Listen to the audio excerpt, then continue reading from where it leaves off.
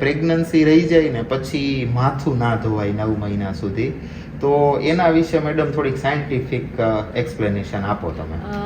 Actually જોવા જઈએ મિત્રો તો પ્રેગ્નન્સીમાં ઘણી બધી વખત ઘણા લોકોના ફેમિલીમાંથી એવું રેસ્ટ્રિક્શન હોય, એટલે આપણે ઓપીડીમાં પૂછતા હોઈએ કે ભાઈ પ્રેગ્નન્સી છે ને તો હવે અમારે હેર વોશ નહીં થાય, એટલે કે માથું ધોવાનું રેસ્ટ્રિક્શન છે, હેર વોશ ના કરી શકીએ. તો મિત્રો આમાં હું તમને એવું કહીશ કે એકચ્યુઅલી એની પાછળનું કોઈ સાયન્ટિફિક રીઝન નથી. આપણા માટે ઇમ્પોર્ટન્ટ એ વસ્તુ છે કે આપણું હાઇજીન પ્રોપર મેન્ટેન થવું જોઈએ. કેમ કે બાકી ઘણા બધા ફેમિલીમાં એવું હોય છે કે એમના રીત રિવાજો પ્રમાણે હેર વોશ અલાઉડ નથી હોતું.